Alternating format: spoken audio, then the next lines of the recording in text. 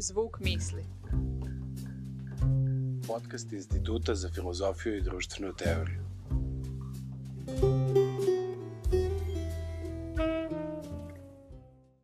Dobrodošli u novu epizodu podcasta Instituta za filozofiju i društvenu teoriju Zvuk misli. Današnji gost je Željka Oparnica, naučna saradnica Instituta za filozofiju i društvenu teoriju, saradnica laboratorije za izučavanje holokausta Shoah Lab.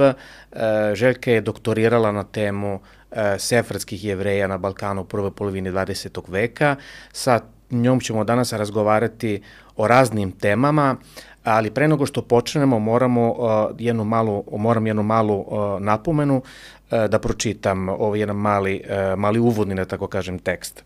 Skrenuli bismo pažnju da se ovaj razgovor odvije u kontekstu postupka protiv Izraela pred Međunarodnim sudom pravde za genocid u Gazi, kao i u kontekstu različitih instrumentalizacija antisemitizma i narativa o holokaustu, te bismo naglasili da će podcast koji sledi biti utemeljen u naučnom i istorijskom diskursu koji se po svojoj prirodi suprotstavlja takvim nenaučnim i politički obojnim fenomenima. Željka, današnja tema tiče se kulturne i društvene istorije jevrejske zajednice u Bosni i Hercegovini, konkretno u Sarajevu, kroz jevrejsku štampu.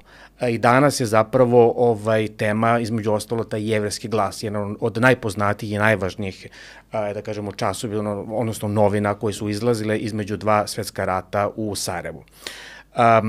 Ja bih odmah krenuo sa prvim pitanjem.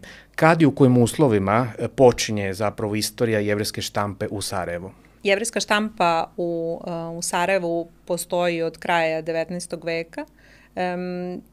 Prvi časopis koji je štampan u Sarajevu bio El Alborada, koji je izlazio 1899. i 1901. na 1902. godinu. To je jezik pisan na tradicionalnom maternjem jeziku sefardskih Jevreja, jevrejsko-španskom, judeo-espanjolu, neki ga zovu i ladino. To je jezik koji su zapravo Sefardi, prosto koji vuku poreklom iz Španije, koji su bili izbačeni krajem 15. veka iz Španije, prosto proširili po celom Mediteranu, od obala Severne Afrike do Splita, Dubrovnika i Sarajeva, cele Bosne i Hercegovine, Srbije, tadašnje. I to je jezik koji zapravo i dan danas se govori u Sarajevu, u pojedinim porodicama i u drugim delovima Evrope. Ono što je specifično jeste da je on imao, prosto da je bio štampan, El Alborada je bila štampana na hebrejskom pismu i to je prosto i prvi koraci jevrejske štampe u Bosni i Hercegovini su bili zapravo ta kombinacija jevrejsko-španskog i hebrejskog pisma, dok je procvat zapravo jevrejske štampe vezivan za period posle Prvog svjetskog rata, kada jevrejska štampa počinje da bude štampana na srpsko-hrvatskom i ona se zapravo održala u tom formatu čitav međuratni period u kom zapravo najviše, prosto najduže izlazio jevrejski glas punih 13 godina, od 1928. do 1941. godine, što je jedan od razloga zašto upravo jevrejskom glasu posvećujemo tolike pažnje. To je štampa, dakle, rekli smo da je štampa koja zapravo, dakle, pojavljuje se u drugoj polovini 19. veka, pre Drugog svjetskog rata, naravno, istorijski kontekst je prilično drugačiji, posle Prvog svjetskog rata još uvek se menja taj politički kontekst. To je sada trenutak kada je osnovana kraljevina Srba, Hrvata i Slovenaca, kasnije kraljevina Jugoslavije. Šta se tu menja konkretno? Dakle, koja je ta štampa, kome je namenjena, ko čita tu štampu? Pomenula si sada da je to vrlo interesantna stvar, dakle, taj jezik, taj poseban jezik kojim su govorili samo Sefardi u ovom delu Evrope. Šta je tačno taj jezik? Taj prvi zapravo El Alborada, koja je zapravo na jeziku judeo-espanjolu, to je zapravo jezik koji je poreklom iz Španije, jezik proteranih Jevreja krajem 15. veka, koji je zapravo primio razne uticaje što hebrejskog, što jezika naroda kojima su sefardski Jevreji bili okruženi u periodu posle izbacivanja iz Španije. I on ima jednu veoma bogatu leksiku koja prosto zavisi od konteksta u kome se oni, sefarski Jevreji u Maroku su, možda se ne bi uopšte razumeli sa Jevrejima iz Sarajeva i to važi za neke čak i manje razdaljine, prosto zavisi od konteksta i zavisi od uticaja. Ali ono što je zanimljivo, baš i taj jezik je zapravo opstajao i zapravo postoji i dan danas, govore ga, mislim, još samo 2 familije u Sarajevu, do neki moji poslednji podaci, ali je zapravo postojao, mislim, možemo da ga datiramo od 15. veka, to bogato razvijanje pod uticajem. Ali ono što je zanimljivo jeste da ta zapravo u Bosni najpre, u Bosni i Hercegovini najpre u tom periodu modernom, savremenom, u kom govorimo o početak 20. veka, prva polovina 20. veka, ta štampa nije prosto preživela i nije se ukorenila na tom jeziku, iako je on postojao i kao jezik prosto liturgije i kao jezik obrazovanja i kao govorni jezik u porodicama i u društvenim okolnostima, nego ono što je specifično baš u kontekstu toga stvaranja Kraljevine Srba, Hrvata i Slovenaca i prosto približavanja Jevreja iz celog zapravo ovog dela Balkana na kom je ta država nastala, jeste da zapravo tadašnji srpsko-hrvatski preuzima primat u jevrejskoj štampi. Ta ideja potiče početka 20. veka i zapravo je razvijena u prvim novinama, jevrejskim novinama koje su štampane u Osijeku, Židovska smotra, a koje su bile čitane i u Bosni. Imamo tačno podatke prosto iz tih novina koje su stizale u Sarajevo, bile slate ne samo u Sarajevo, nego u druge veće gradove u Bosni i Hercegovini, ali je zapravo ono što je zanimljivo jeste da u Sarajevu posle Prvog svetskog rata počinju da izlaze jevrejske novine upravo na tom jeziku koji je zapravo zajednički jezik svih žitelja te države i ono što je najzanimljivije jeste da u prvom tom namahu, prvih 10 godina stvaranja te države postoje dvoje novine, jedne koje se odnose na sefarsku opštinu, druge koje se odnose na aškenasku opštinu, dve prosto različite tradicije Jevreja u Bosni i Hercegovini i da se one zapravo 1928. godine, što je veoma ključno, spajaju u jedne novine Jevrejski glas. Prekinut ću te samo za sekund. Dakle, u suštini, kad bismo koristili jezik, današnji jezik, projektni jezik, menjali su se ciljne grupe. U smislu da prvo se štampa obraća sefarskoj zajednici, dakle, konkretno ljudima, Jevrejima, pretpostavljam samo iza Sarajeva i okoline, koji su govorili, dakle, koji su znali i koristili taj jezik, a posle ujedinjenja ta publika se menja. U suštini ta štampa se obraća znatno široj publici i obuhvati između ostalog i da kažemo, tu drugu jevrejsku zajednicu, odnosno tu aškenasku zajednicu koja je imala svoj jezik i svoju tradiciju, koja nije znala zapravo, poznavala i govorila sefarskim jezikom. Da, apsolutno si u pravu, to prosto menja ciljnu publiku i menja čitav kontekst i pristup jevrejskoj štampi u tom periodu koji je ključan. Ne samo da je zapravo pitanje poznavanja, očito da je jevrejsko-španski bio govorni jezik, ali je zapravo samo njegovo čitanje i pisanje na njemu bilo znatno zahtevno i prosto nije postojao velik broj ljudi koji su ga poznavali na tom nivou zbog tog specifičnog pisma i prosto zato što obrazovanje nije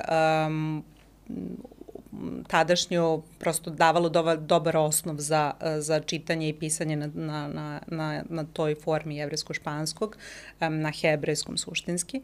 Tako da je zapravo prelaženje na srpsko-hrvatski ne samo proširilo ciljnu grupu, nego je zapravo proširilo i mogućnosti za samu zajednicu, za izražavanje, prosto više ljudi je imalo mogućnost da piše za novine, prosto širi se jedan čitav koncept, da se takođe nekako izrazim, ne samo projektno, nego ono i politički, ono što danas zovemo društvena sfera, javna sfera se prosto širi prelaskom na srpsko-hrvatski ili proširivanjem prosto štampe i na srpsko-hrvatski. I to je ono što donosi jevrijski, prvo narodna židovska svijest, jevrijski život, ali od 1900, to su prve novine sarajevskih Jevreja, od 1928. godine je u pitanju Jevrijski glas, koji je najdugovečnija jevrijska novina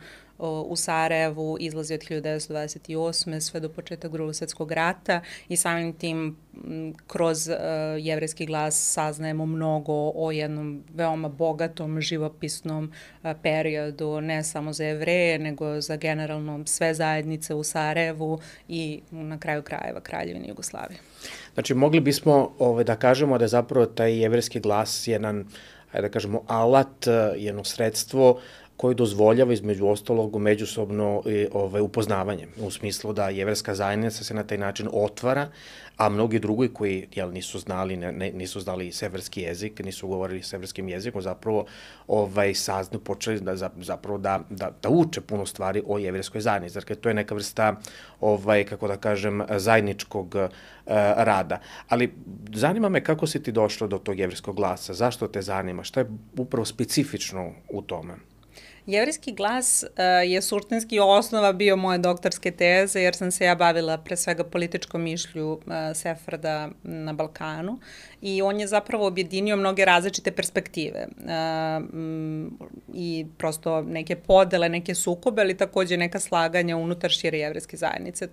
To je jedna perspektiva koja je znatno obogatila neko naše akademsko znanje o jevrijskoj istoriji na ovoj teritoriji, ali ono što je specifično za jevrijski glas je pored toga što si jako lepo primetio da se zapravo ono znači neko otvaranje i njegova dugovečnost, jeste i prosto činjenica da je on jedna ključan deo same, prosto uvezuje mnoge delove sarajevske istorije kroz sebe.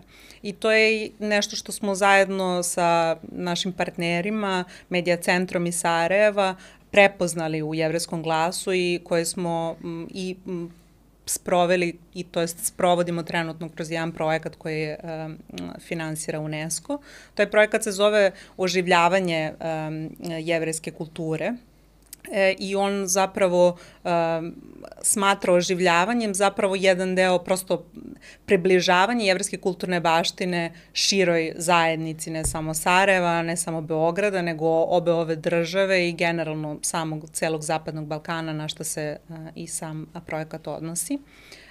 Medija centar ima jednu jako dugu tradiciju, preko 20 godina ideje zapravo osvetljavanja delova kulturne baštine manjina i njihovog približavanja prosto široj publici, ne zatvaranja svake pojedinačne grupe u sebe, nego zapravo povezivanja i gledanja sa neke šire perspektive.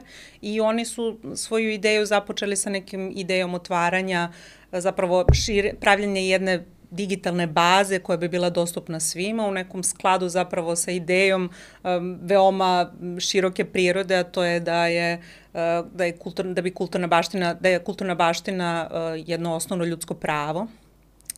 I oni su kroz svoj portal digitalne štampe Infobiro to zapravo priredili za građane Bosne i Hercegovine. Taj njihov portal je zapravo jedno veoma bogato i prosto začuđujuće široko mesto za istraživanje kulturne baštine svih zajednica u Bosni i Hercegovini. Oni su, i to je prosto osnova bila našeg projekta. Ta ideja približavanja i prosto prevazilaženja nekih granica je nešto što je blisko i nama na institutu i našoj laboratoriji, prelaženje iz tog neke samo stroge akademske sfere u neku sferu koja je građanska, koja je otvorena ka prosto raznim grupama zainteresovane za teme kojima se mi bavimo i to je način na koji smo se mi nekako povezali sa kolegama iz Medija centra.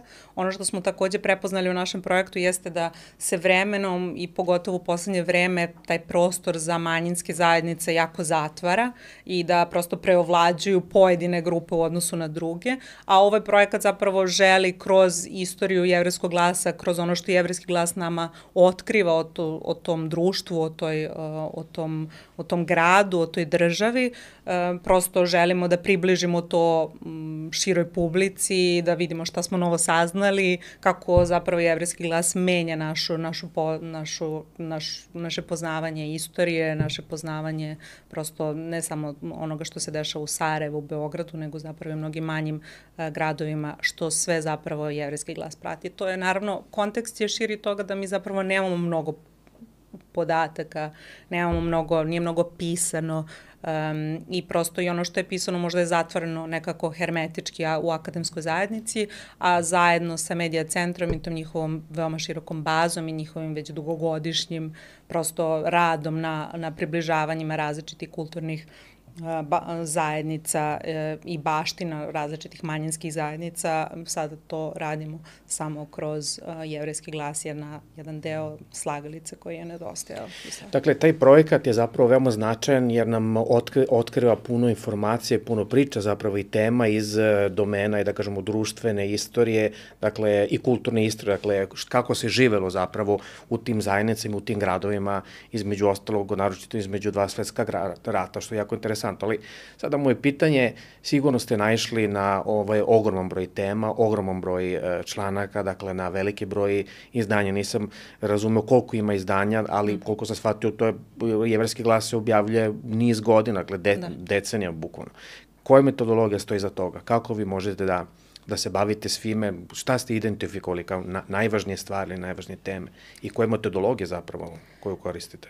Jevrejski glas, dakle, izlazi od 1928. do 1941. godine, izlazi jednom nedeljno, izlazi na minimum 4 stranice, tako da su to u pitanju hiljade i hiljade stranica i hiljade manjih i većih priloga kroz koje smo mi prošli.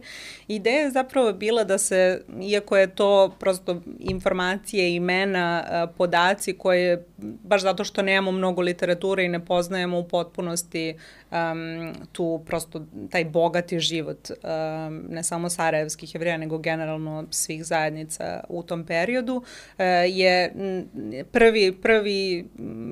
prvi kontakt sa Jevrejskim glasom je zapravo jedno neverovatan nalet informacije i neverovatno prosto mnoge stvari postaju zanimljive, ali mi smo se odlučili da zapravo se fokusiramo na pojedine, da grupišemo pojedine teme kroz prosto razne, kroz aspekte same jevrejske zajednice, koje su društva koje se pominju, koje su individualci koji se pominju, kroz odnos prema prosto tekstove koje se odnose samo na kulturu, neki koje se odnose samo na muziku. Ono što je nama recimo bilo takođe jako bitno jeste da izdvojimo jevrejske žene koje takođe prvi put ulaze u javnu sferu, koliko je prostora njima posvećeno, koje individualke se pominju, onda, na primjer, svi tekstovi koji se odnose na saradnju jevrejske zajednice sa drugim zajednicama,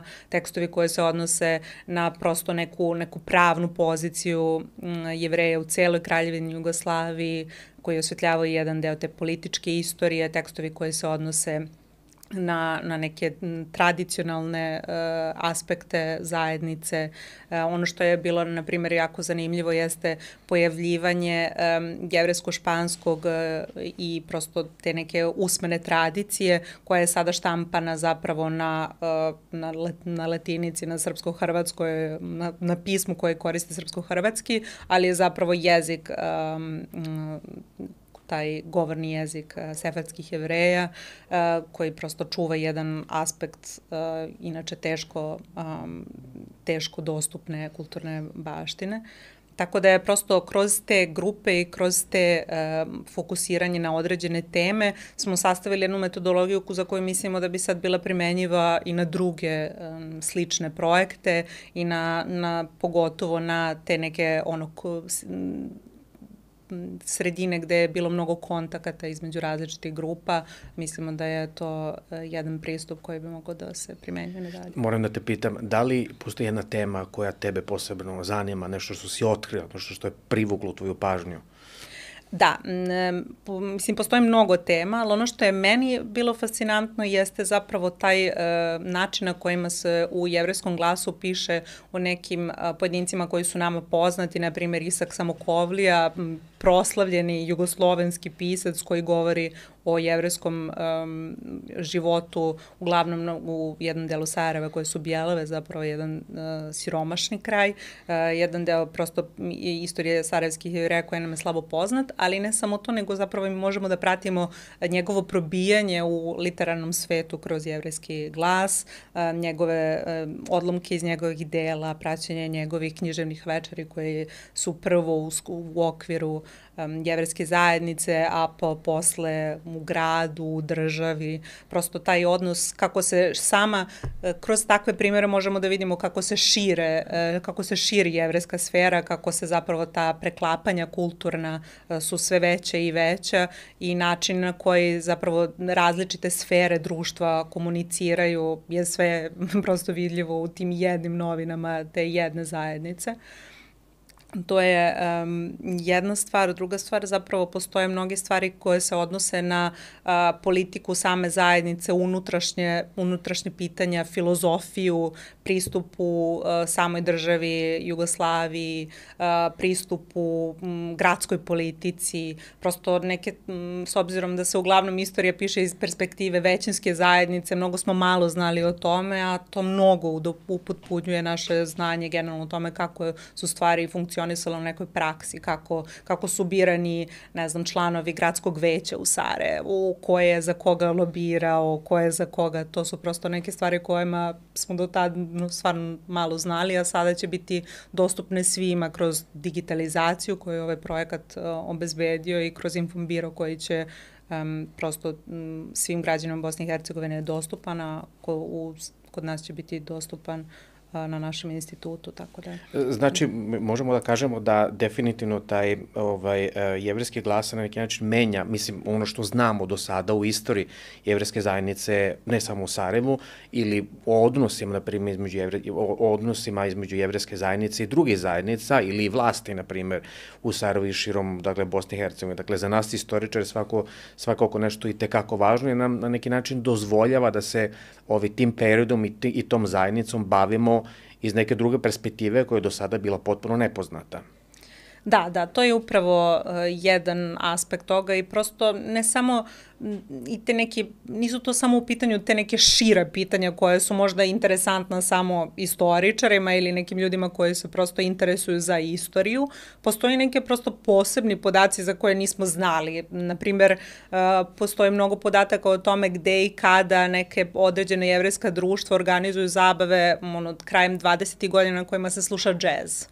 Postoje ono što nam je bilo fascinantno i što smo izdvojili kao jednu posebnu kategoriju izučavanja su zapravo reklame koje se javljaju u jevrejskom glasu, od kojih se izdvajaju, ne znam, prve reklame za Nivea kremu, do toga da je zapravo Sarajevo imalo prodavnicu u kojoj se prodavala skijaška oprema. To su neke stvari koje prosto nisu bile nama poznate i nekako osvetljavaju, daju neku drugu perspektivu na društveni život grada, van politike, van možda čak i neke visoke kulture koje je uglavnom u fokusu. Pored toga, na primjer, ono što je zanimljivo jeste pojavljuju se ne samo jevrejski akteri u jevrejskom glasu, na primjer, jevrejski glas objavljuje informacije.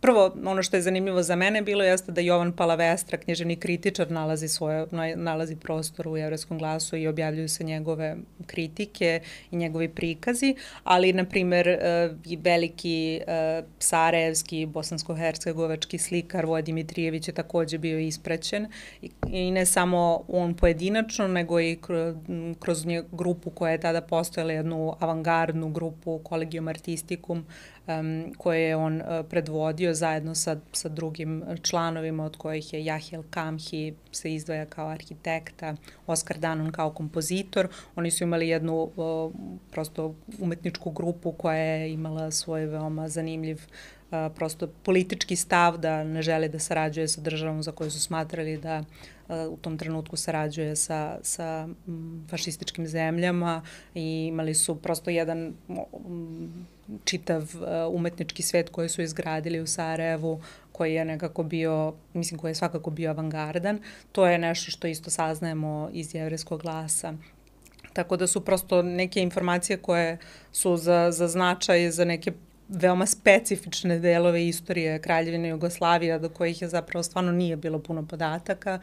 Sada će biti dostupne kroz digitalizaciju koju je sprovao Medija centar i zapravo kroz njihov portal Infobiro biće sve pretraživo, što je stvarno jedinstveno. Dakle, to će biti zapravo dostupno svima. Dakle, sva izdanja Jevrejskog glasa će biti dostupna svima. Biće u Bosni i Hercegovini, s obzirom da je Infobiro funkcioniše posto na prijavi, on jeste jedan, on je digitalni repozitorijum, jedna digitalna arhiva koja je jako jedinstvena po tome što zapravo ona objedinjuje velik broj novina koje su izlazile. Ne mogu da kažem sve, ali Medija centar ide ka tome da budu sve novine koje su zapravo izlazile u Bosni i Hercegovini, što je zapravo vrlo jedinstveno u odnosu na ceo region, s obzirom da sve naše digitalni pretraživači su ograničeni na neka prava autorska. Medija centar je skupio razne institucije i prosto njihov arhiv objedinjuje velik broj novina. A on je u Bosni i Hercegovini dostupan svima zato što se bazira na prosto je okrenut ka osvetljavanju te kulturne baštine Bosne i Hercegovine, ali u Beogradu ili dalje van Bosne i Hercegovine nije dostupan svima, ali će biti dostupan na našem institutu, tako da će svi od januara, tako da će svi oni koji su zainteresovani mogu da nam se obrate i prosto da dobiju pristup. Ono što ne samo kod nas, takođe i Jevrejska zajednica će imati pristup. Tako da, u svakom slučaju, pretraživanje je svima naravno dozvoljeno, samo dostupno je svima, samo što neće moći da vide svi konkretno te isečke iz novina u celosti, osim kod nas i u jevrejskim zajednicama. Tako da je to neki deo koji je novost ovog projekta. Ja bih samo da se vratim trenutak na samu strukturu tog Jevrejskog glasa. Kako izgleda? Dakle, postoji, već si pomenula neke stvari, postoje recimo reklame, da postoji razni članci, razne teme. Kako je strukturisan taj Jevrejski glas? Da li ima, na primjer, rubrika, ne znam, pisma čitalaca ili tako neke stvari? Da. Jevrejski glas zapravo ima dosta jasnu strukturu. On je na prve 2 strane objavljivao vesti iz svetske politike i u taj deo vesti bi se donekle ubacivale vesti koje se odnose i na Jugoslaviju. Ono što, kada kažem svetske politike, mislim na teme koje su interesovale posebno jevrejsku zajednicu koje nisu bile dostupne na drugim mestima. Ono što je jako vidljivo, na primjer, da posle 39. godine ka Drugom svetskom ratu je vrlo vidljivo to da se taj prosto i od naravno dolaska Hitlera na vlast vidljivo je to prosto saosećanje, briga za Jevreje iz Nemačke, organizovanje pomoći za izbeglice prvo iz Nemačke, a zatim iz drugih centralnoevropskih zemalja koji su takođe bili prisutni u Sarajevu i vidi se prosto prosto postoji jedna uređivačka politika i jedno uredništvo koje je bilo veoma politički osvešćeno. A posle toga su bile naravno teme koje su bile bitne za pre svega sarajevsku publiku iz Bosne i Hercegovine, ali i širu publiku pre svega jevrejsku, ali naravno otvorenu ka svima, kao što sam već rekla. Ono što je jako zanimljivo jeste da Jevrejski glas ima jako široku mrežu dopisnika, tako da oni imaju, Viktor Morpurgo, koji je bio predsednik Jevrejske opštine u Splitu, je stalni dopisnik, imali su dopisnika iz Niša, jedne veoma male, ali takođe sefardske zajednice koja prosto nekako oživljava, održavali su veoma jake veze sa sefardima iz Bitolja, prosto sve te zajednice koje nekako do sad nisu imale neki prostor da nismo znali mnogo o njima, dosta saznajemo iz Jevrejskog glasa. Takođe bilo je tu mnogo vesti vezano i za neke prosto ritualne obrede i tradiciju. Dosta prostora je dato književnosti, što objavljeno i što je ovo usmenoj tradiciji. Postoje naravno mnogi oglasi, što se tiče i posla, tu saznamo, na primjer, ko je držao časove francuskog, ko je držao časove klavira, prosto neke stvari koje su vrlo ključne za funkcionisanje jedne mikrozajednice, ko se oženio, ko se udao i kad će biti proslava i gde.